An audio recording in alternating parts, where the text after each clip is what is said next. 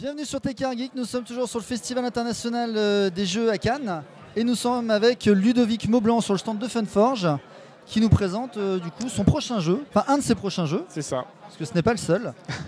Pocket Madness, ouais, c'est ça. Et oui, Pocket Madness. Un de mes jeux qui sort cette année, effectivement. Est-ce que tu peux nous expliquer un petit peu le principe du jeu? Oui. Alors, donc Pocket Madness, c'est un jeu de cartes que j'ai fait avec Bruno Catala.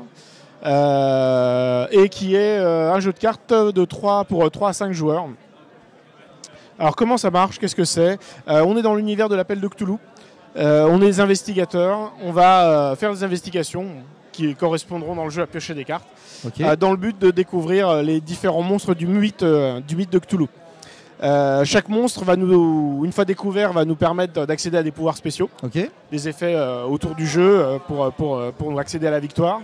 Le petit truc, la petite astuce, c'est que pour avoir ces collections de cartes, pour avoir ces monstres, il faut des collections de cartes, il faut piocher beaucoup de cartes, mais plus on en pioche, plus il va nous en rester dans la main à la fin du jeu, à la fin de la manche, et à la fin de la manche, tout ce qui nous reste dans la main, c'est des points de folie.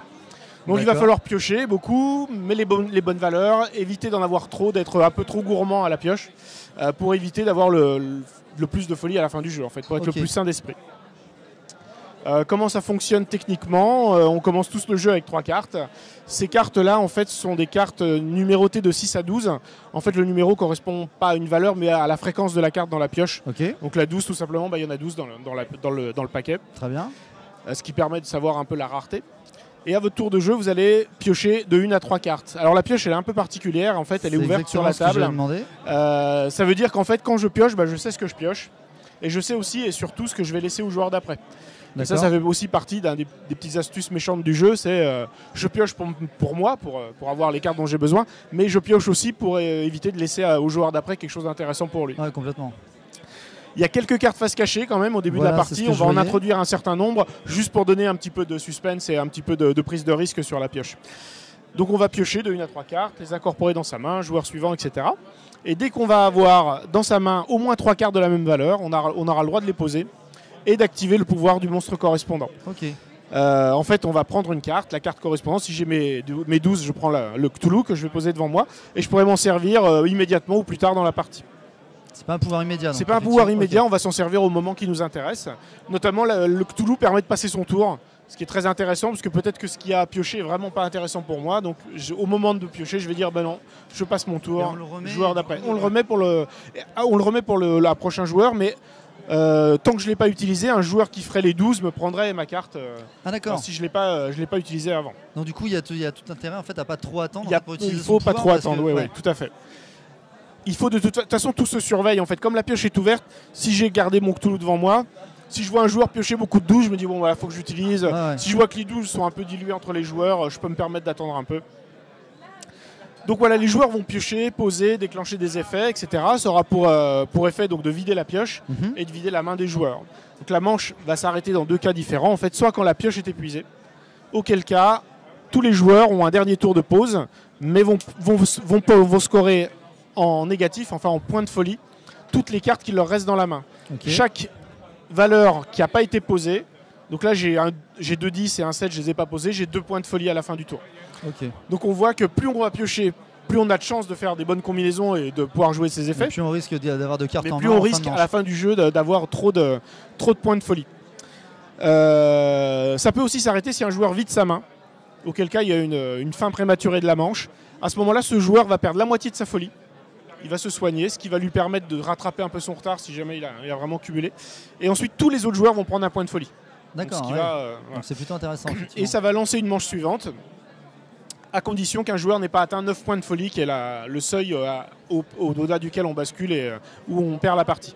Donc dès qu'un joueur a 9 points de folie, la partie s'arrête et le joueur qui a le moins de points de folie a gagné. Ok. Voilà. Donc on va poser ces combinaisons. Il y a une autre combinaison qui est possible et qui est assez marrante, c'est de poser une carte de chaque, ce qui est un peu plus dur à faire comme combinaison, parce que la 6, la 7, c'est des cartes assez rares.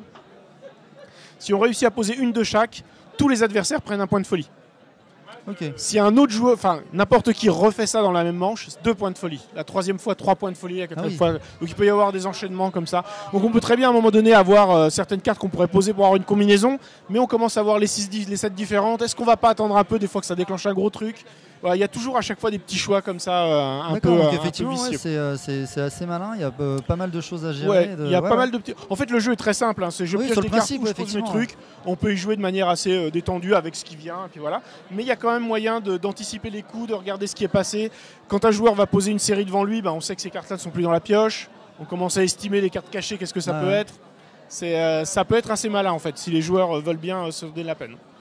Et du coup, c'est les durées de partie, c'est des petites parties. En fait, les manches sont assez courtes. On joue jusqu'à épuisement de la pioche ou qu'un joueur ait vidé sa main. Les 9 points de folie, généralement, on les atteint en 3 manches. Alors, ça peut se jouer très vite en 2 manches. Ça se joue pas en une manche. Généralement, il faut au moins 2 manches pour faire les 9 points. D'accord.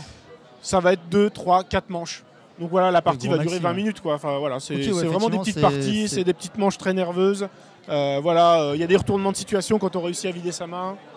À partir de quel âge à peu près alors je sais plus ce qu'on met sur la boîte. Moi je suis assez nul en enfant, donc je sais pas à partir de quel âge on peut jouer à ça. Mais c'est vraiment tout simple. Je pense que au moins 8 ans de toute façon on joue sans problème. D'accord. Et la sortie du jeu, est-ce qu'il y a une idée de sortie? J'ai pas de date. Là l'éditeur m'a pas donné de date, mais il faut juste savoir, les illustrations sont déjà bien avancées. Ouais. Donc là sur le prototype qu'on a sur le salon, il n'y a que 3 illustrations de terminées.